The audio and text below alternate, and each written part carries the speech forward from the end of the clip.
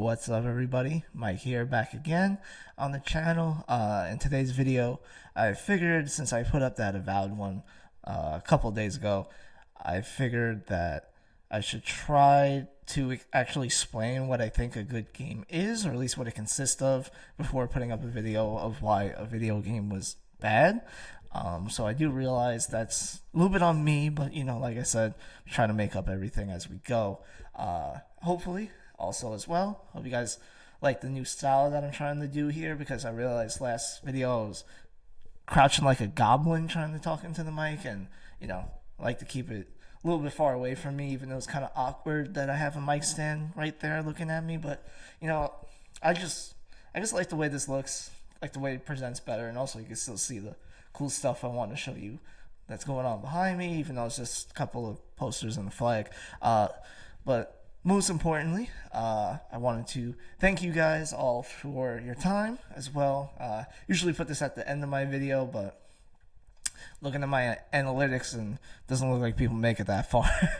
But anyway, so I want to thank you guys for taking your time to watch this.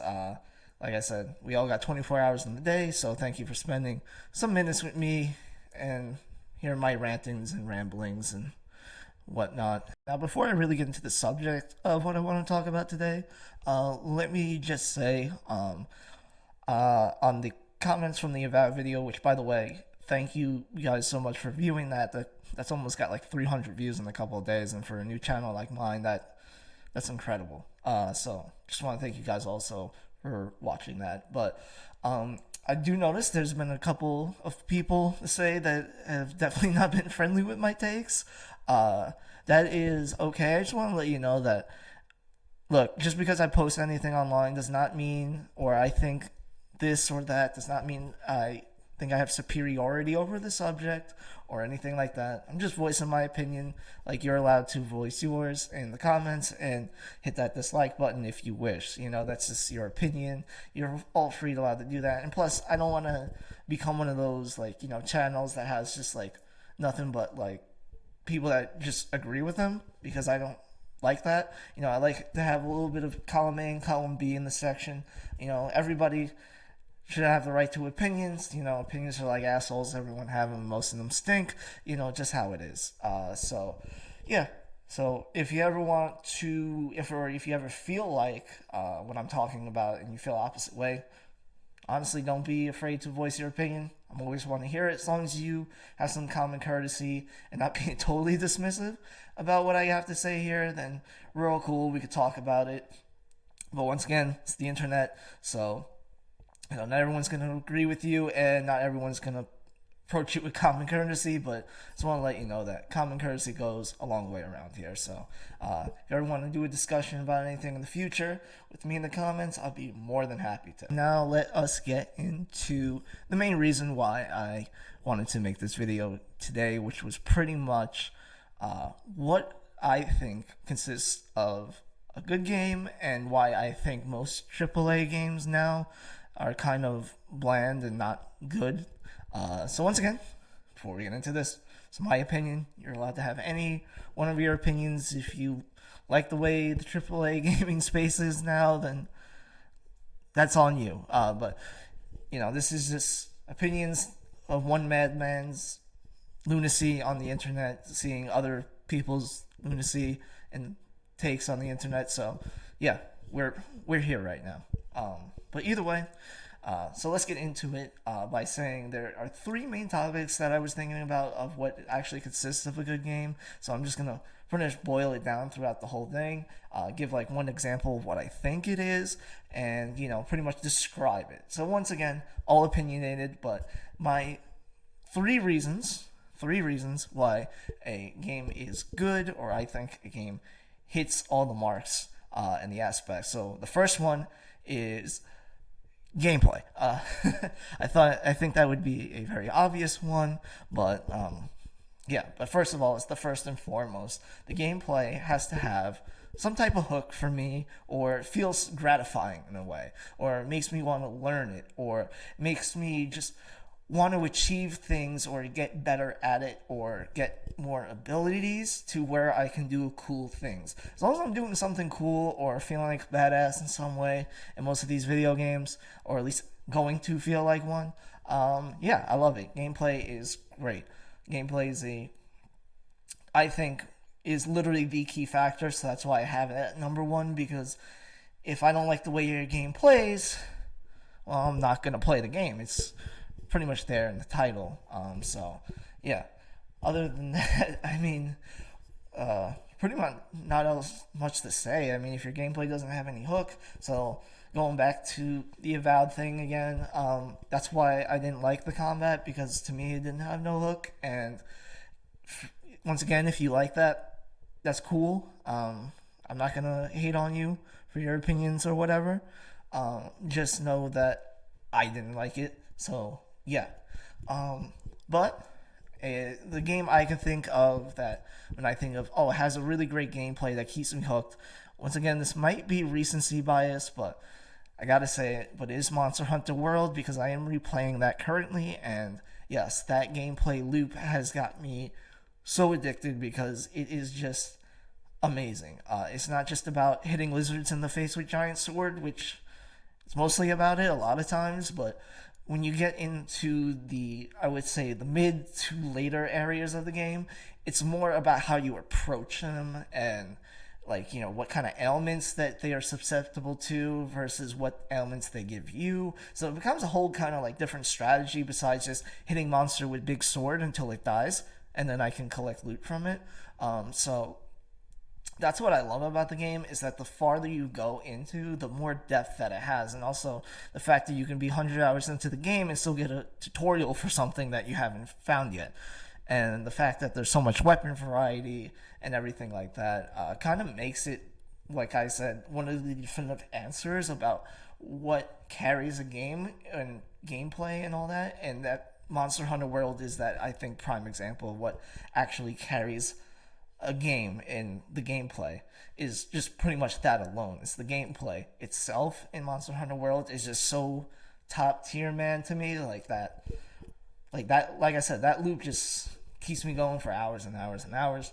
So that's probably why I have like over 100 hours played in the game. And so number two is pretty much immersion. So now I know this one's pretty much like a nitpicky thing, and you know, it's my taste and preference, and once again, it's my opinion. So to me, this does make a good game, because when you put that extra immersion factor into your game, or you do something that makes the player more immersed in your world, it shows me that the developer not actually cares about like the world that they're building, but loved it so much that they want you to have or feel like you're more immersed in the world itself. So that to me goes a long way, because it shows not only confidence in the developer itself, but it also gives you more immersion to the game. Once again, I'm just going to use an analogy because this is more like a psychological thing. But you know, it's kind of like seeing a puppet show, and you know in your mind that puppets are not real.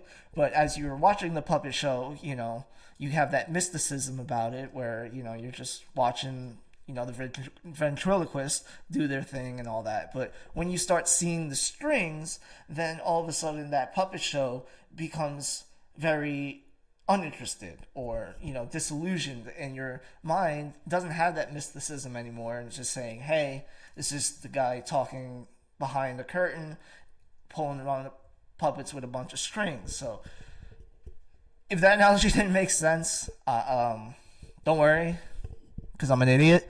But other than that, that's pretty much what I'm saying when it comes to this immersion factor, is that you kind of can, even though your mind knows that you're in a video game, just having that extra immersion factor keeps you immersed in that world. Whereas, you know, this is like seeing the puppet strings, where if you're playing a video game and you notice, like, hey, you know, this boss is, or this enemy's put here kind of just to have an enemy here, then you kind of see the strings and you're like, kind of breaks that immersion, and you're like, damn, this is a video game I'm playing. So to me, that's why it's a very, like I said, very psychological nitpick type of thing. But to me, when they show immersion or they try to make the game more immersive, it's really does a lot of justice for me. And one game that I feel that does that very well is Dead Space. The original, remake, remaster, pick which one. They're all great.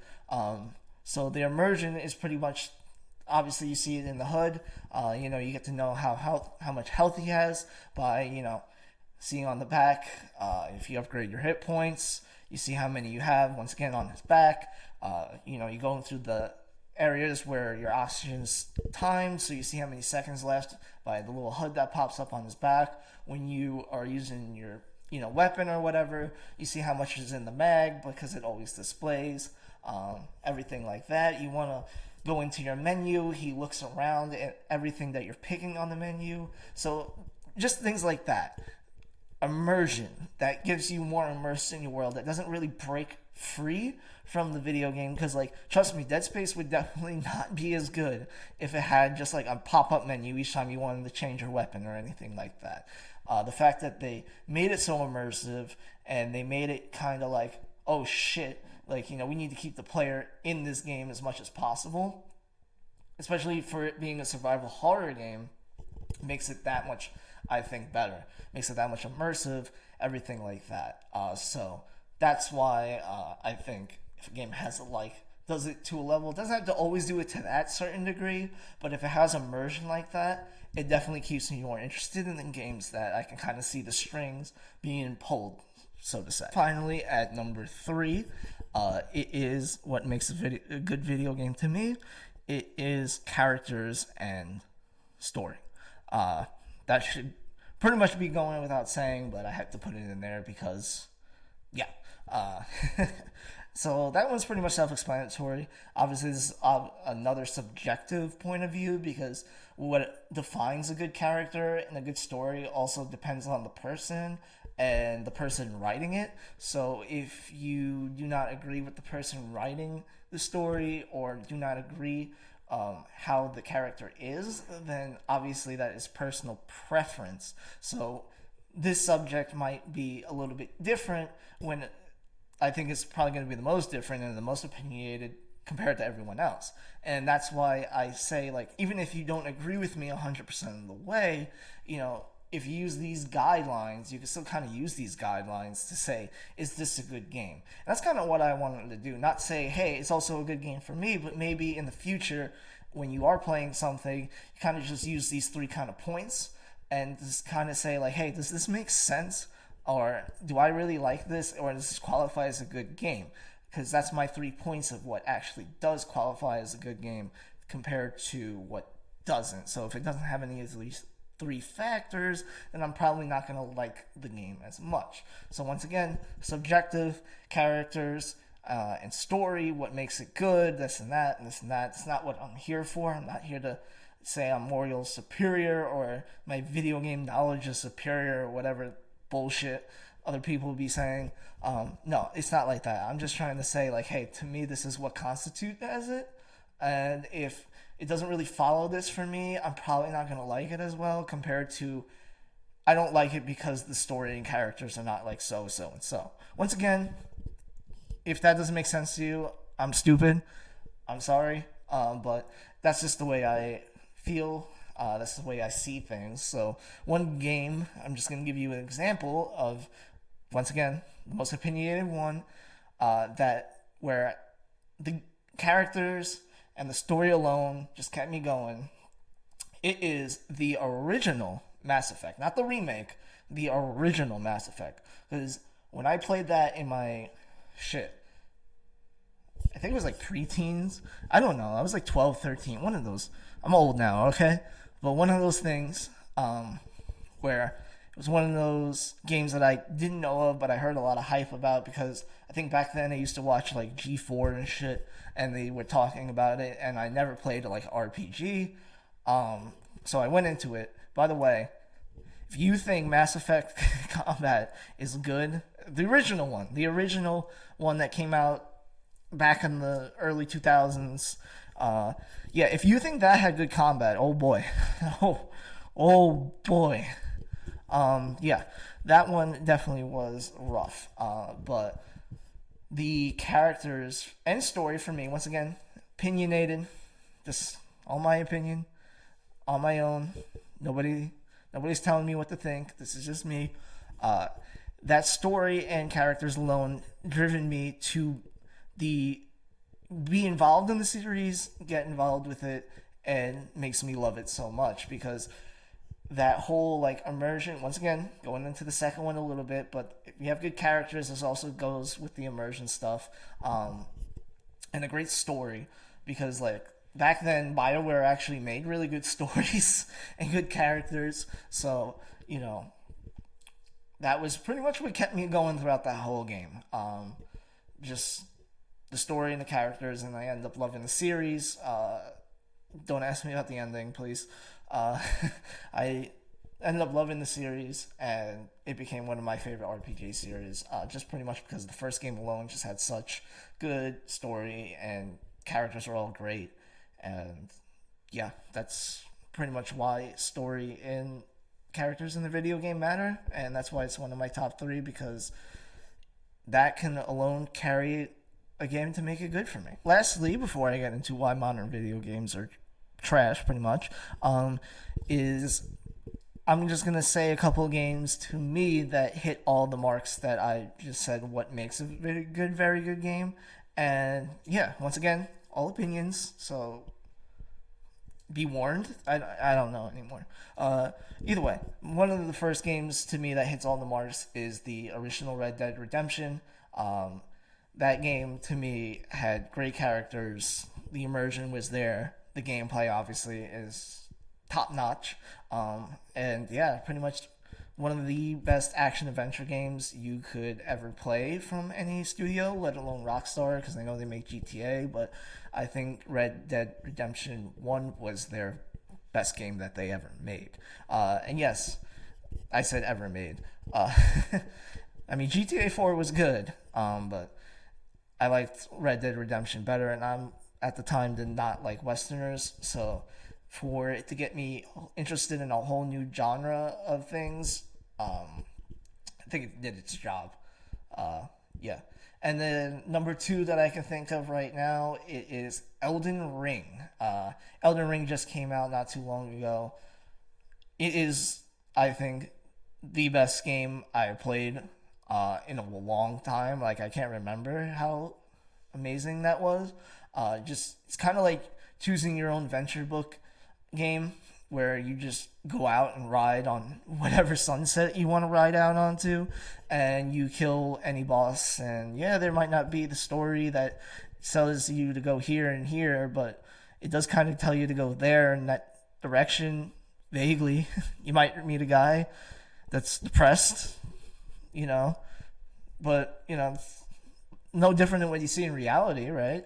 I mean, you meet like probably 20 people who are depressed on the fucking daily basis.